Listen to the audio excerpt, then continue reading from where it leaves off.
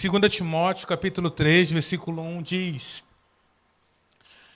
Sabe, porém, isto, que nos últimos dias sobrevirão tempos penosos, algumas versões dizem difíceis. Pois os homens serão amantes de si mesmos, gananciosos, presunçosos, soberbos, blasfemos, desobedientes a seus pais, ingratos, ímpios, sem afeição natural, implacáveis, caluniadores, incontinentes, cruéis, inimigos do bem, traidores, atrevidos, orgulhosos, mais amigos dos deleites do que amigos de Deus, tendo aparência de piedade, mas, negando-lhes o poder, afasta-te também desses, disse Paulo a Timóteo. Senhor, essa é a tua palavra e nós oramos e pedimos que a tua graça venha sobre nós, nos escondendo atrás da cruz, selando esse ambiente com teu sangue, selando o nosso entendimento, que nós possamos ser tocados pelo Senhor com o espírito de revelação, sabedoria e discernimento. Que possamos beber disso que o Senhor vai derramar sobre nós hoje e que possamos reter essa água preciosa que é a tua palavra. Assim também, abençoa aqueles que estão online com a gente, em nome de Jesus. Amém. Meus amigos, aqui Paulo está literalmente no fim de carreira. O apóstolo Paulo aqui está escrevendo a sua última carta. E agora o Paulo ele está preso num buraco, numa masmorra. Ele não estava mais preso como na primeira prisão dele, ele ficou numa casa alugada, livre, sem cadeias, tinha só um soldado romano. E aí ele recebia a galera e pregava para todo mundo e o cara fez o rebuliço ali naquela casa em Roma. Mas agora ele estava preso como um criminoso. O apóstolo Paulo agora estava algemado, em correntes, dentro de um buraco. Tem vídeos na internet mostrando o lugar onde foi a segunda prisão de Paulo. É literalmente um buraco, assim. E está lá dentro. E ali ele estava só, né? Nesse contexto de 2 Timóteo, ele fala que ninguém foi ver ele, ninguém foi visitar ele. Diz que ele estava com frio. Ele fala para Timóteo, traz também a minha capa, que com certeza não era um lugar bem refrigerado ou que tinha circulação de ar, era um buraco. E ele estava ali preso por um cara chamado César. César, um dos maiores perseguidores da igreja cristã. César fez o seguinte, César ele tocou fogo em Roma, deu uma loucura nele, ele provocou um incêndio criminoso na cidade de Roma. E aí Roma ardeu em chamas por 3 dias, se eu não me engano. E aí o que ele faz? Na loucura dele, ele coloca a culpa nos cristãos que estavam ali, na cidade de Roma. O evangelho estava crescendo muito na cidade de Roma, e o que acontecia é que já tinha até bairros de cristão. E aí ele houve uma coincidência onde o bairro dos cristãos não pegaram fogo. Então eles disseram, está vendo? O incêndio foi por esses cristãos, foi criminoso. Esses caras tocaram fogo na cidade, mas eles guardaram o bairro deles e tal. E aí começou então uma perseguição mortal de Nero contra a igreja. Nero, então, começou a fazer dos nossos irmãos tocha humana, empalamento. Ele enfiava estacas, ele enfiava os irmãos em estacas, tipo espeto. Botava ali uma palha, uma cera e acendia aqueles irmãos nas ruas de Roma. E esses irmãos serviam como iluminação para as ruas de Roma. Os postes das ruas de Roma eram os nossos irmãos. E nesse contexto, o apóstolo Paulo foi preso. Nessa perseguição extremamente horrível, podre, demoníaca, em 64, Pedro, debaixo de Nero, ele sofre seu martírio. O apóstolo Pedro ele morre crucificado e ele pede aos seus executores que o crucifiquem de cabeça para baixo, porque ele não se sente digno de morrer na mesma posição que o seu Senhor. 3 anos depois, 64, em 67, Paulo é preso e condenado à morte. E aí a igreja, nessa perseguição, estava em apuros. A igreja, nessa perseguição, estava com muitas dificuldades e muitos irmãos estavam abandonando a fé. As igrejas que eram nas casas estavam esvaziando. Muitos homens estavam voltando para o seu judaísmo, outros para as suas religiões. Por quê? Porque não aguentavam a perseguição. E nesse cenário de horror que está acontecendo, o jovem Timóteo, discípulo fiel do apóstolo Paulo, assume o pastorado na igreja de Éfeso. Nesse cenário tenebroso, horrível, ele assume esse pastorado. E aí Paulo começa, desde o capítulo 1, a encorajar Timóteo. 2 Timóteo, capítulo 1, versículo 7, diz: Deus não vos deu espírito de covardia, mas de poder, de amor e de moderação. Portanto, não te envergonhes do testemunho do nosso Senhor, nem de mim, que sou prisioneiro seu. Antes, participa comigo dos sofrimentos do Evangelho segundo o poder de Deus.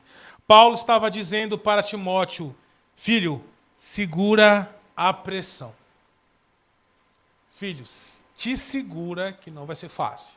Ele não está dizendo assim, agora é só a vitória. Não, ele estava dizendo, Timóteo, se segure, filho, que a pressão...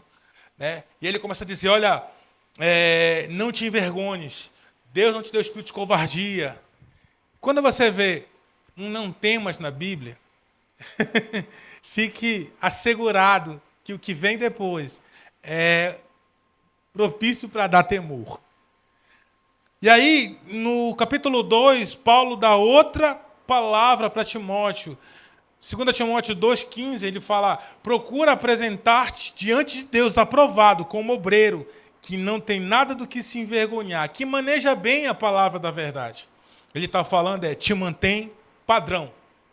Essa é uma linguagem militar. Seja padrão.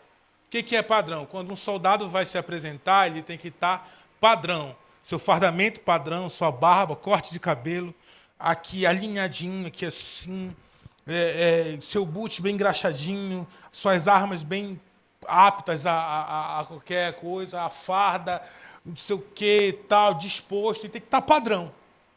E aí Paulo usa essa linguagem para ele, fala, esteja padrão.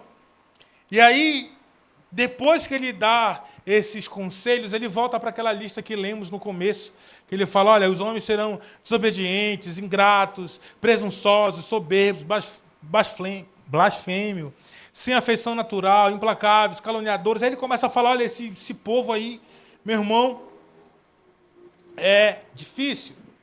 E aí depois, ele começa a dizer o seguinte, depois da lista, ele fala assim, tu, porém, é a frase do apóstolo. Ele fala assim, tu, porém. Ou seja, como que eu posso te explicar essa frase do apóstolo Paulo? Simples. A melhor exemplo que eu posso te dar. Sabe quando a mãe da gente chegava para a gente e dizia assim, você não é todo mundo. Pronto. Essa é a mesma intenção do apóstolo Paulo. Paulo está dizendo para Timóteo, tu, porém, não é assim. Tu, porém, não faz parte disso. Você não é todo mundo. Você não é igual a esses caras. Você, porém, tem que ser diferente. E se existe uma coisa que nós, seguidores de Jesus, discípulos apaixonados, deveríamos sempre pensar eu, porém. Eu, porém. Mas está todo mundo agora num movimento de saída da igreja. Eu, porém, não. Está todo mundo agora num movimento assim, assado. Eu, porém, não. Porque, meus irmãos, desde que mundo é mundo e igreja é igreja, modismos acontecem. Eu já tenho 20 e pouquinhos anos seguindo Jesus. Já sou um adolescente na fé. E aí, eu já vi muita modinha. Muita modinha de crente. Muita modinha de crente. Ixi, eu lembro que a primeira moda que eu vi era a moda das comunidades, né? Louvor agitado. Quero te dar a paz. Tchá, tchá, tchá, tchá. E não sei o que, alegria, todo mundo, e dança com bandeira, e vai aquela coisa e tal. Aí depois vem outras modas que agora A igreja é adoração radical, adoração extravagante. Aí surgem os ministérios de dança, surgem todas as coisas, né? Aquelas irmãs com aquele negócio que fala assim, eu acho até bacana. Mas aí, todo movimento. E aí agora a onda é a adoração. Pastor, não, chega de mensagem. Pastor, chega de mensagem, agora é 20, 30 minutos de mensagem e vamos gastar 1 hora fazendo carinho na barbinha do papai. E vamos lá, e vamos mergulhar, e 1 hora de adoração. Aí todo mundo ia lá para Curitiba, participava do Fogo e Glória, que era uma conferência do David de adoração e vinha de lá. E todo mundo agora vai cair no Espírito, vai. Aí todo mundo cai no Espírito. Uau, que moda. Aí depois vem... A adoração radical, ela é pai do worship. Depois vem o worship. Depois vem a moda de movimento de rua. Depois vem a moda de não sei o que mais. E agora tem uma onda calvinista vindo sobre a nação. A teologia, a sabedoria, e não sei o que, e tarará, e muita coisa assim. E o que acontece é que a minha pergunta é, onde estão esse povo? Feito especial. Né? Onde estão esse povo? Onde estão os adoradores radicais que iriam marcar uma geração? Onde estão aqueles que olhavam e diziam, Deus me chamou para dançar? Uau, assim como Davi dançou, eu também danço. Aonde estão os movimentos de rua? Cara, chegou um tempo em Belém, meu irmão, que tinha movimento... Quem conhece Belém vai saber. Do viaduto de Ananindeua até a Praça Brasil tinha movimento. Movimento no viaduto, aí passava um pouquinho no entroncamento, aí passava um pouquinho lá no bairro do Marco, atrás do Bosque, aí entrava para Augusto Montenegro, tinham lá debaixo do outro viaduto, nas praças, não sei aonde, beleza. Aí, e agora? Nas escolas tinha movimento pra caramba, nas UPAs, não sei o quê. Cadê esse povo? Paulo está dizendo, tu, porém. E esse primeiro tu, porém, está lá em 2 Timóteo capítulo 3, verso 10. Abre comigo lá, bora ler.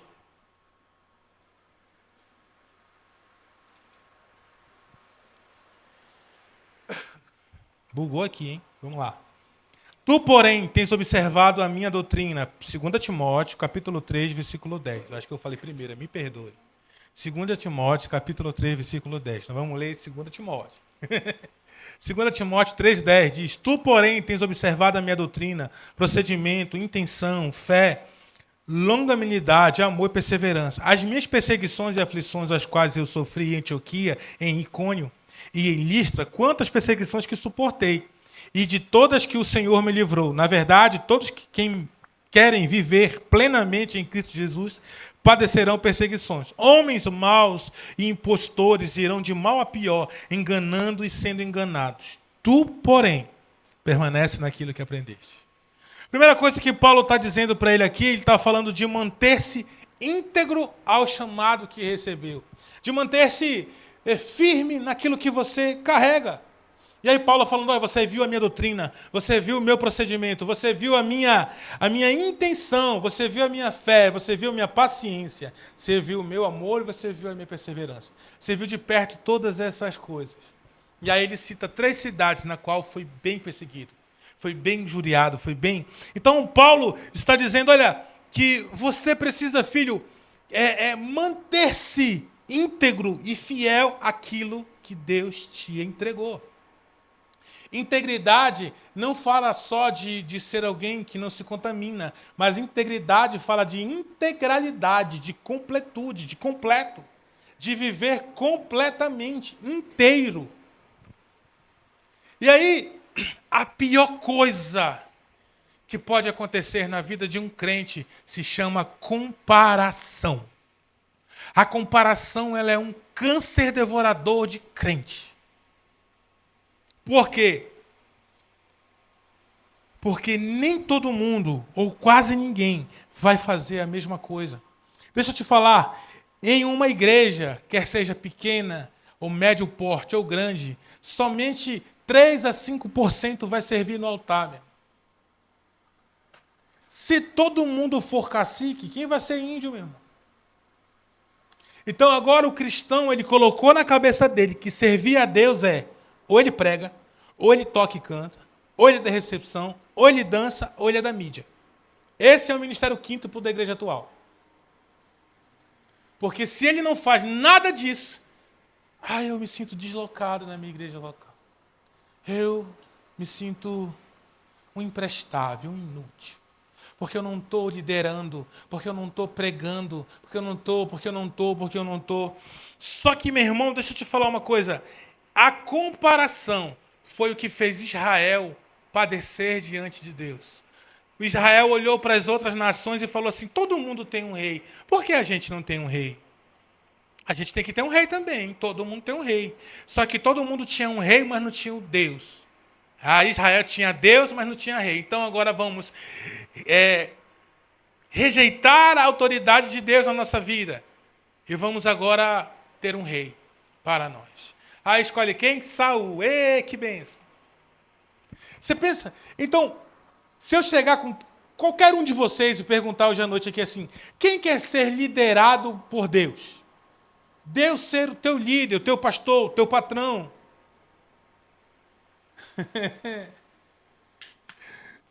Olha o que vocês estão pedindo. Deus ser o teu pai, o teu marido, a tua esposa. Deus ser tudo para você. Fácil falar, né?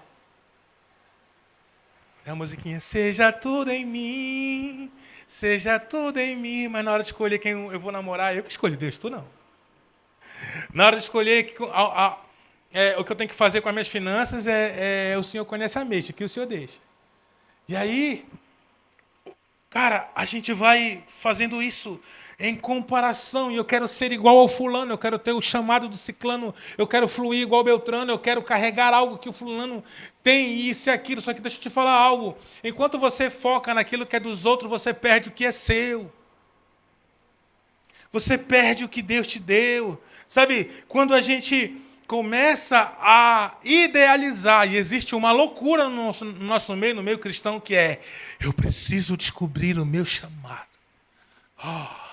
Eu preciso do meu chamado. Eu preciso do meu chamado.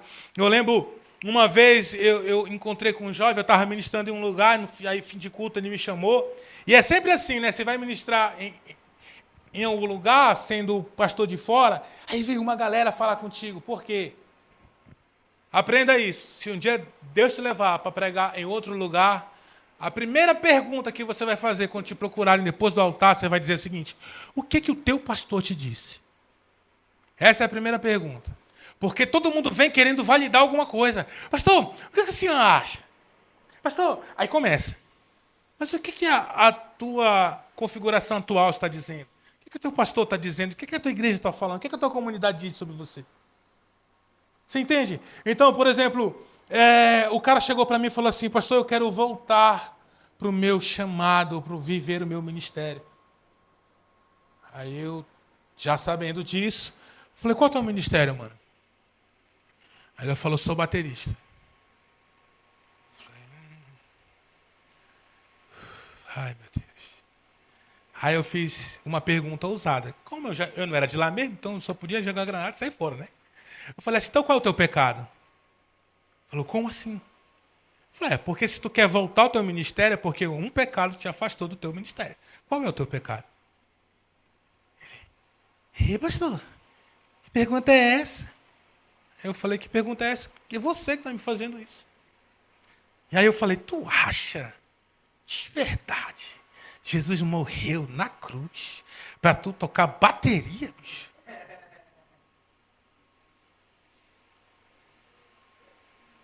Pense você comigo aqui hoje. Tu acha que Jesus sofreu tudo aquilo para tu ser o quê? Para quê? Qual foi o motivo daquela morte trágica, horrenda, injusta, aquele julgamento maldoso, tudo aquilo que Jesus passou? Deixa eu te falar, meu irmão. A primeira coisa que Deus te chamou na vida foi para você ser filho, para você ser filha. Esse é o seu maior chamado. Todas as outras coisas são ferramentas que Deus pode te dar e usar. Mas o seu chamado maior é ser filho e andar na presença dele. Sabe, quando a gente então conhece Jesus e a gente se relaciona com Deus, ele vai determinar o nosso chamado. Sabe, João capítulo 8, versículo 3 diz o seguinte, olha, o vento sopra onde quer e ouves a sua voz, mas não sabes de onde vem e nem para onde vai. João 3, 8. Mas assim é todo aquele que é nascido do Espírito. Meu irmão, nascer de novo é entregar a sua vida para Jesus e dizer, faz o que você quiser. Cara, eu aprendi esse versículo na prática. Eu toco desde os meus 7 para 8 anos de idade. Tudo que eu pensei na minha vida foi música.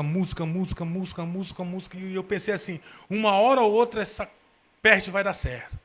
E eu vou gravar com alguém. Eu trabalhei em produtora, em estúdio, gravando cantor. E, nossa, cara, uma hora vai.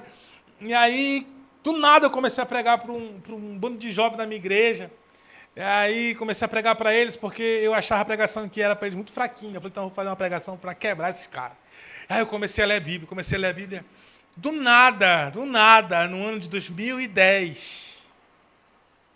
Estava num acampamento de jovem, lavando louça, touquinha branca na cabeça, aquele avental ridículo pendurado no pescoço.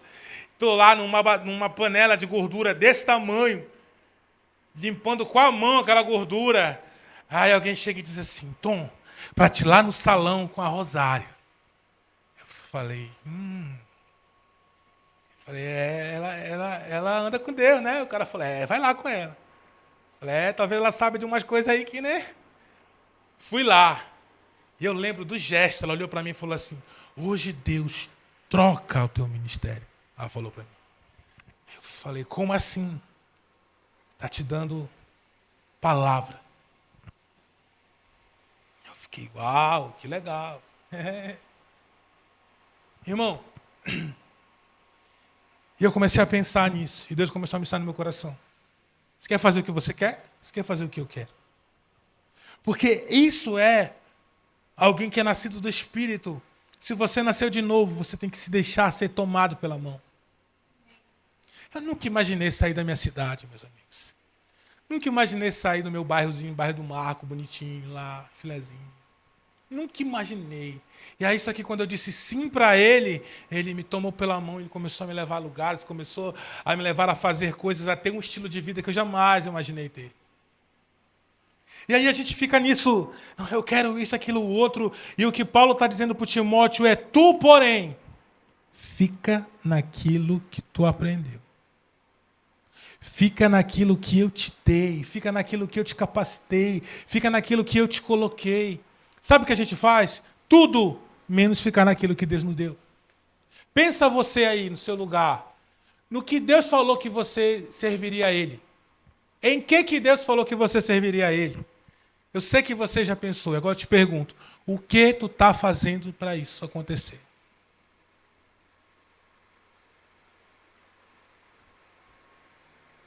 Sabe, a gente começa então a olhar para todos os lados. Deixa eu te falar uma coisa. Mateus capítulo 16, verso 16. Abra comigo aí. Deixa eu te mostrar algo poderoso.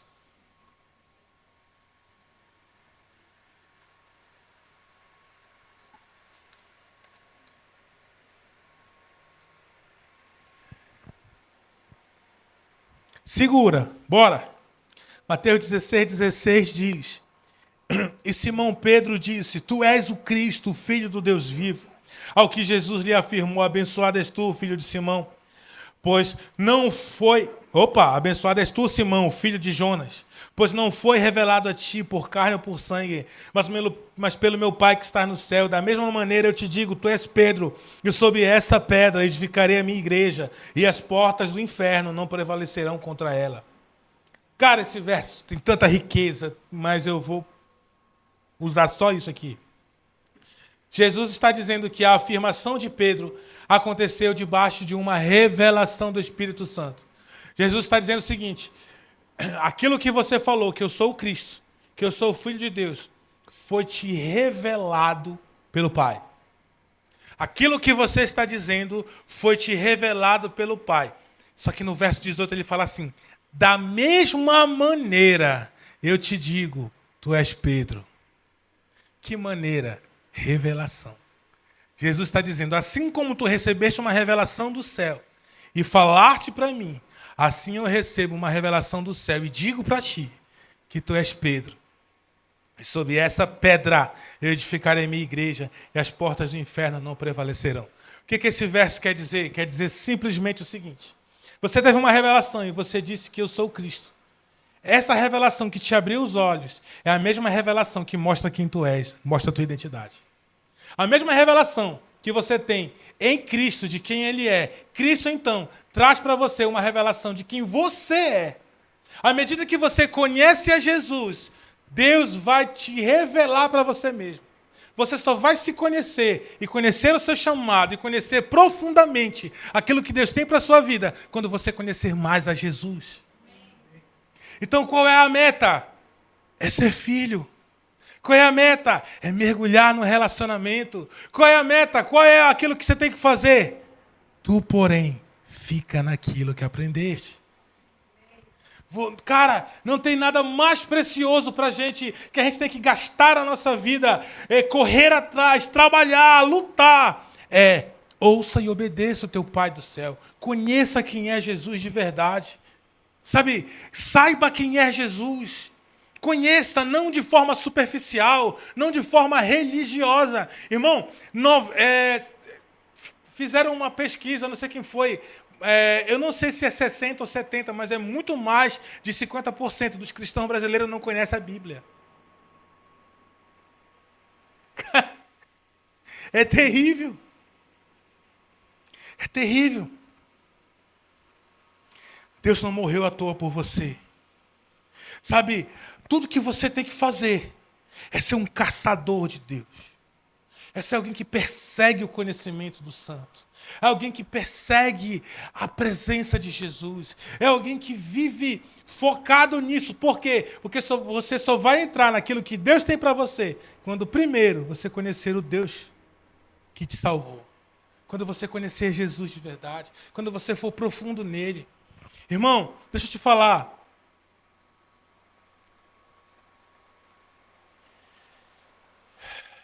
Só dizer não muda nada. Precisa ser. Lembra do jovem rico? Jesus disse, olha, uma coisa te basta. Uma coisa te falta para ser perfeito. Vende tudo que tu tens e vem e me segue. O problema não era vender tudo que tem, o problema era vir me seguir. Porque aquelas cargas que ele tinha, ele era um jovem rico no mundo. Talvez Jesus não quisesse que ele fosse rico. Que isso, pastor? Cara. Nem todo mundo presta para ter dinheiro, meu irmão. Nem todo mundo presta para ser rico, não. Tem gente que, se Deus prospera, vira um demônio pessoa na face da terra. Humilha os outros, passa por cima de todo mundo, xinga todo mundo. Tem gente que Deus tem que manter mesmo assim, humilde mesmo. Cara, o que nós precisamos é conhecer a Jesus. Amém? Segunda coisa. Segundo tu, porém... No versículo 14, ele fala, 2 Timóteo, capítulo 3, verso 14, diz, tu, porém, permanece naquilo que aprendeste e que foste inteirado, sabendo que o tens aprendido e que desde a infância sabe as sagradas letras que podem fazer-te sábio para a salvação pela fé que há em Cristo Jesus. Toda a Escritura é divinamente inspirada e proveitosa para ensinar, para repreender, para corrigir, para instruir em justiça, porque o homem de Deus, para que o homem de Deus seja perfeito e perfeitamente preparado para toda boa obra. Paulo está dizendo para Timóteo o seguinte, cara, você desde criança aprendeu algo. Você desde criança conhece as Sagradas Escrituras. Deixa eu te falar uma coisa, nem todo mundo aqui teve essa sorte de ter um pai ou mãe crente. Nem todo mundo aqui teve essa sorte de ser ensinado ou de ter aprendido de uma casa que temia Jesus desde pequeno. Ah, quem me dera eu, meu irmão. quem me dera eu. Sabe, lá em 2 Timóteo capítulo 1, verso 5, só a guisa de informação, Paulo cita a avó e a mãe de Timóteo, dizendo, olha, eu respeito a fé que há em ti, que primeiro estava na tua avó e depois estava na tua mãe. Ou seja, você tem um pedigree, você tem uma família, como o crente gosta de falar, uma família sacerdotal. Sua avó servia a Deus, sua mãe servia a Deus, você serve a Deus. Olha que bênção, e tal. Mas o que faz a diferença, ele fala no versículo 16, ele fala que toda a Escritura é inspirada e proveitosa para ensinar, repreender, corrigir e instruir em justiça. Ensinar, repreender, corrigir e instruir na justiça. O que ele está falando é, independente do seu pedigree, independente de onde você veio, sua cobertura, seu pastor, sua linha teológica, a sua forma de aplicação da Escritura, o que vai mudar a sua vida é a palavra de Deus. O que vai fazer a diferença é a palavra de Deus, o quanto você vive essa palavra. E agora, o que ele está falando para ele, nesse contexto de tu, porém, ele está falando, você precisa viver o que você conhece. Não é só saber. Não é só saber. Não é só, eu sou instruído, eu conheço isso, isso, aquilo, outro, desde pequenininho. Meu irmão, a Bíblia, a palavra de Deus, ela não é um conto, ela não é história, ela não é um mito, ela não é conto da carochinha, ela não é gibi da Mônica, nem jornal. A palavra de Deus, a Bíblia diz que ela é viva e eficaz, mais penetrante do que qualquer espada de 2 gumes. Ela penetra até o ponto de dividir alma e espírito, juntas e medulas, e discernir a intenção do coração. A palavra de Deus, ela vai no mais profundo, onde ninguém consegue chegar em você, meu irmão. A palavra de Deus, ela vai aonde nem você mesmo às vezes consegue chegar dentro do seu coração. E aí Paulo está dizendo, olha, você precisa de uma vivência com a palavra, de uma aplicação com a palavra. Sabe, tem pessoas que conhecem a Bíblia de capa a capa, conhecem todos os temas, todos os termos. Eu conheço alguém que ele sabe dos 4 evangelhos, o tema de cada capítulo. Que eu acho isso fenomenal. Capítulo 1, Mateus, genealogia. Capítulo 2, o nascimento de João. Capítulo 3, não sei o quê. Capítulo 4, Jesus no deserto. Capítulo 5, a bem-aventurança. E ele vai falando, Marcos e Lucas e João. Eu digo, nossa, bicho, pelo amor de Deus. Só que esse homem está desviado.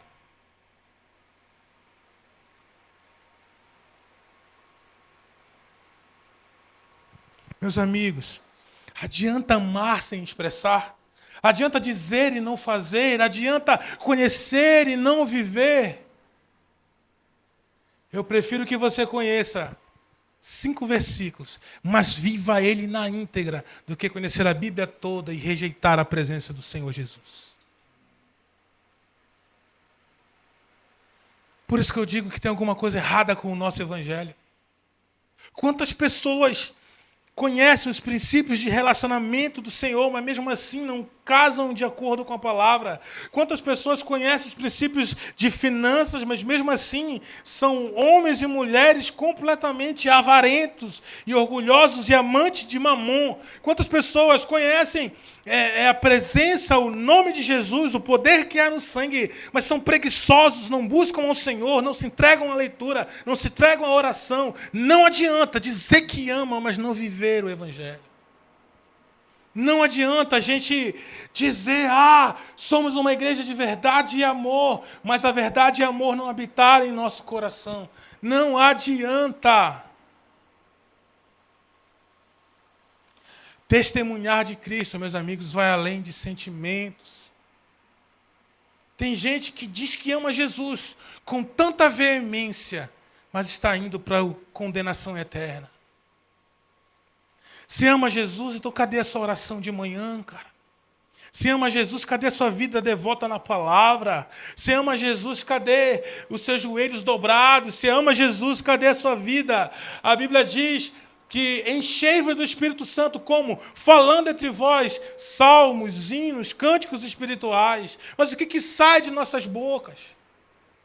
Sabe, meus amigos, se sacudir muitos de nós aqui, vai pingar, vai vomitar série, vai vomitar Netflix, não cai um versículo sequer. Nós precisamos voltar, meus amigos, voltar, e tu, porém, seja diferente.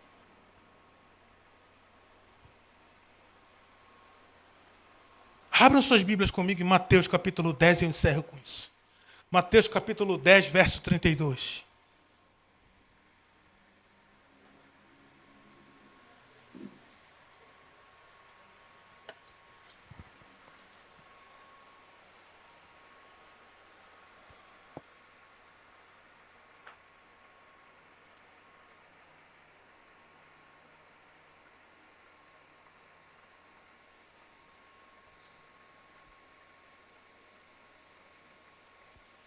Mateus capítulo 10, verso 32.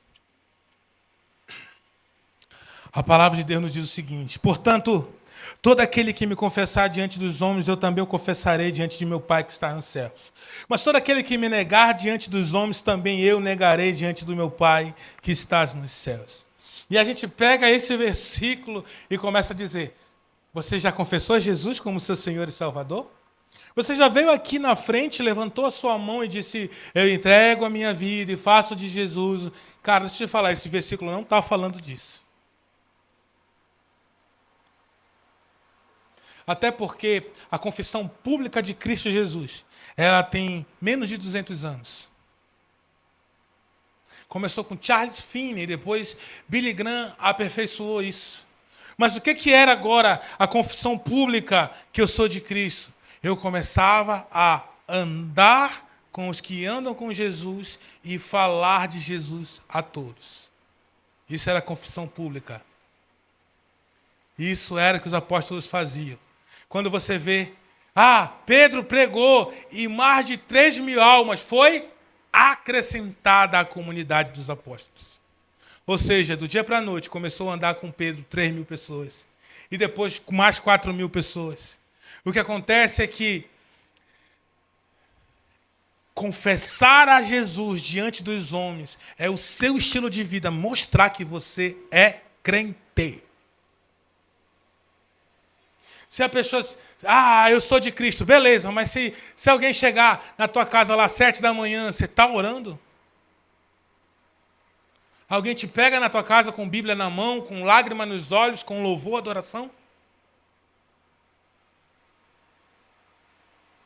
David Paul Yang-Shu, um dos pastores da maior igreja do mundo, tinha mais de 1 milhão de membros. Uma vez o presidente da Coreia chegou lá e falou: eu quero falar com o pastor David. A secretária falou dele assim: senhor presidente, o senhor me perdoa, o pastor David está orando. Mas aí o assessor falou assim: moça, é o presidente da Coreia, chama o pastor. Ela falou: ninguém tem autoridade de bater na porta enquanto o pastor David está orando. O senhor vai ter que esperar. Cara, que isso? Que isso? Se você seguir o verso de Mateus capítulo 10, ele vai dizer: quem não deixar pai e mãe por amor de mim não é digno de ser meu discípulo. Quem não deixar esposa, filhos por amor de mim não é digno de ser meu discípulo. Tu, porém, te mantém naquilo que aprendeste. Tu, porém, tem que ser diferente. Tu, porém... mas pastor, mas quem que vive assim? Tu, porém. Pastor, que igreja que prega isso hoje em dia? Tu, porém.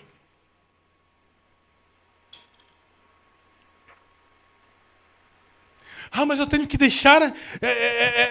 todo mundo diz que eu preciso amar a minha família, cuidar dos meus e tudo mais. E tarará, tarará, tarará. Mas aí... tem alguma coisa na tua família e deixa de vir para o culto. Deixa de congregar.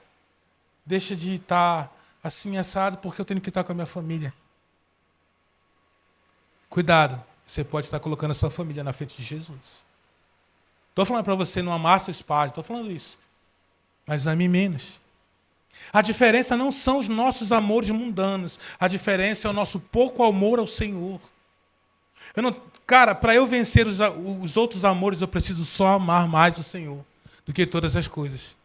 Amar a Deus sobre todas as coisas. Esse é o primeiro mandamento. Amar a Deus sobre todas as coisas. Eu amo a Deus mais do que a minha esposa. Eu amo a Deus mais do que meu filho. Eu amo a Deus mais do que essa igreja. Eu amo a Deus mais do que o meu ministério. Eu amo a Deus mais do que qualquer outra pessoa. Qualquer outra pessoa ama a Deus mais do que meu neto, que meus filhos. Qualquer outra pessoa que chegar vai estar sempre um patamar abaixo daquilo que Deus representa na minha vida.